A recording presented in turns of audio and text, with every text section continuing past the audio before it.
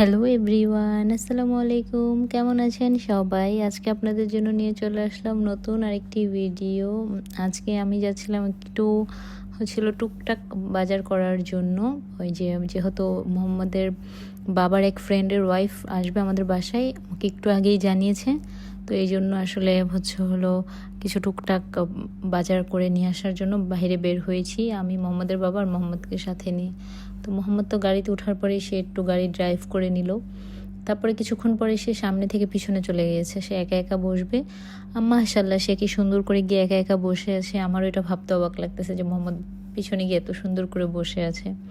তো আমি টুকটাক বাজার করার জন্য গিয়েছিলাম নেস্টোতে যাব। তো পরে মোহাম্মদের বাবা জিজ্ঞেস করতেছে, নেস্টো তো অনেকগুলো, কোনটাতে যাবা? তো আমি তখন বলছিলাম বাসার কাছে যেটা সেটাতেই যাব, মানে আজমান সানায়েতে যেই নেস্টো ওইটাতেই যাব। কারণ সময় কম ছিল, ওনারা যেহেতু জানিয়েছে তো ওনারা এসে পড়বে। প্রায় সন্ধ্যা হয়ে গিয়েছে, মাগরিবের আজান দিয়ে দিয়েছে তখন। তো ওই জন্য আমি বলেছি বাসার কাছে যেটা সেটাতেই যাও। আর এতটুকুই যেতে এত সময় লেগেছিল, এত ট্রাফিক ছিল বলার মতো না। বুঝতে পারি না ওই টাইমে এত কেন ট্রাফিক ছিল, মানে আমাদের এতটুকুই আসতে প্রায় আধা ঘন্টার মতন সময় লেগে গিয়েছিল। মানে প্রতিটা সিগন্যালে তো সিগন্যাল পড়েছেই, আর রাস্তায় অনেক ট্রাফিক ছিল। আসলে কেন এত মানে সন্ধ্যার টাইমে এত কেন মানে যানজট ছিল আমি আসলে বুঝতে পারিনি যে এত পরিমাণে। তাহলে হেঁটেই আসা যেত, হেঁটে এর থেকে তাড়াতাড়ি আসা যেত।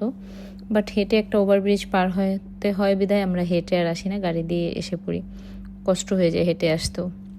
তারপরে তো মার্কেটে চলে আসলাম। সেই সময় পর্যন্ত মোহাম্মদ পিছনেই ছিল।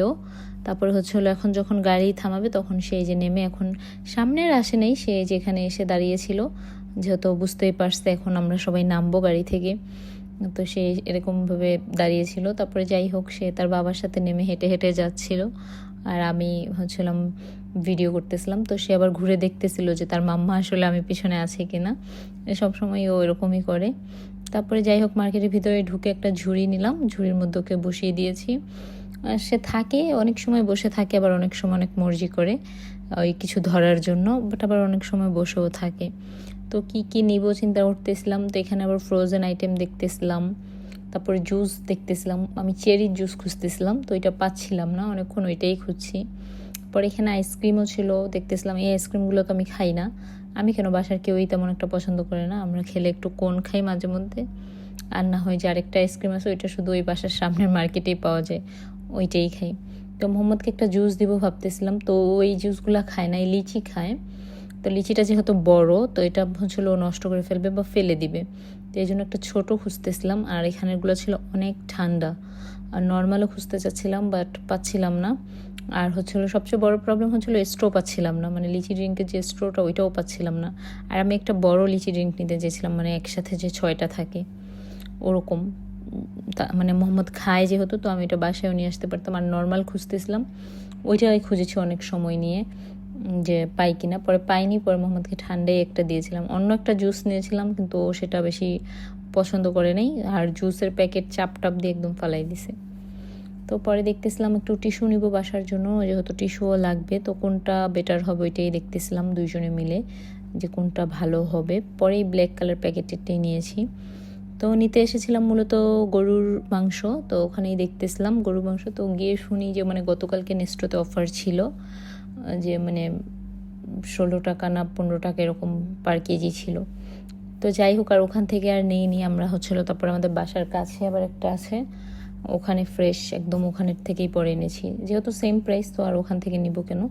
তো এখান থেকে অন্য অন্য যে জিনিসগুলো লাগে, টিস্যু, তারপরে ওই যে ড্রেস ওয়াশ করার জন্য যেই একটা স্মেলের জন্য কমফোর্ট টাইপ একটা দিই মেডিসিন, ওইটাও নিচ্ছিলাম, ওইটাও লাগতো বাসায়, তো ওইটাও নিচ্ছিলাম। আর তেল নিতে চেয়েছিলাম, পরের তেল নেইনি, দেখা যায় যে সেম প্রাইসে পড়ে যায়, মানে যে তেলটা আমরা খাই। তো মোহাম্মদকে একটা জুস দিয়েছিলাম, তো ওইটা নিয়ে বসেছিল। তারপর আমি আবার একটু দেখতে গিয়েছিলাম যে ডাইপারে কোনো রকম সেল ছিল কিনা বা অফার ছিল কিনা। তো গিয়ে দেখলাম যে না, সবসময় ডাইপারে সেম এরকমই অফার থাকে। আর মোহাম্মদের সাইজটাও পাচ্ছিলাম না, এই জন্য আর নেইনি।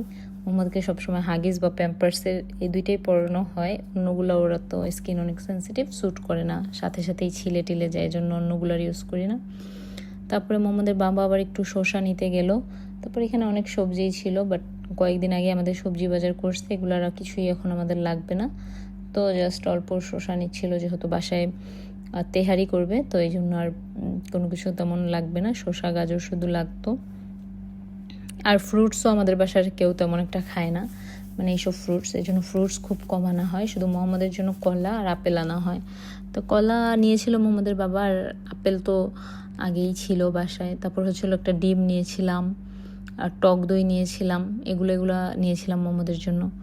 আর হচ্ছে আমি একটা নিজে জুস নিয়েছিলাম, ওই জুসটা আমার কাছে মজা লেগেছিল, আমি অনেক সময় দেখতাম বাট খেতাম না।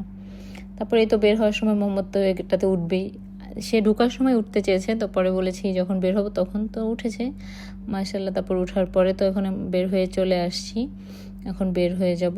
মোহাম্মদকে একটা জিনিস বললে মোহাম্মদ শুনে যে মোহাম্মদ এখন না, তুমি এটা বের হওয়ার সময় উঠবা, মোহাম্মদ সেই কথাটা বোঝে। তাকে কোনো কিছু কিনে দিলে যখন বলি যে মোহাম্মদ এখন এটা খাবা না, বাসায় যেয়ে খাবা, তখন সে সেই জিনিসটা হাতে নিয়ে রেখে দেয়, মানে তখন আর মর্জি করে না যে না এখনই দিতে হবে, এরকম কোনো কিছু মোহাম্মদ করে না। যাক মাশাআল্লাহ, তাকে বললে এই জিনিসটা সে বুঝে যে বাসায় যাওয়ার পর দিবে। যে কোনো জিনিস দোকানেও যদি বলি মোহাম্মদ এটা বাসায় যাওয়ার পর তোমাকে ওপেন করে দেবো, তাহলে সে এটা এভাবেই রাখে। তো আসার সময় দেখি সে পিছনেই যেয়ে বসবে, সামনে আসবে না, পিছনেই গিয়ে বসেছে। আসার সময় একটু কম সময় বসেছে, যেহেতু আমরা আরেক জায়গায় একটু থেমেছিলাম, আজমান বাংলা বাজার, তো ওখানে যেহেতু গিয়েছিলাম, তো আসার সময় অল্প টাইম পিছনে বসেছিল, পুরো টাইম পিছনে বসে নাই, বাট বসেছিল। এই ফার্স্ট টাইম সে একা গিয়ে পিছনে বসেছিল, এটাই অনেক। তো আজকের ভিডিও কেমন লেগেছে অবশ্যই কমেন্ট করে জানাবেন। আজকের ভিডিও পর্যন্ত সবাই ভালো থাকবেন, সুস্থ থাকবেন, আল্লাহ হাফেজ।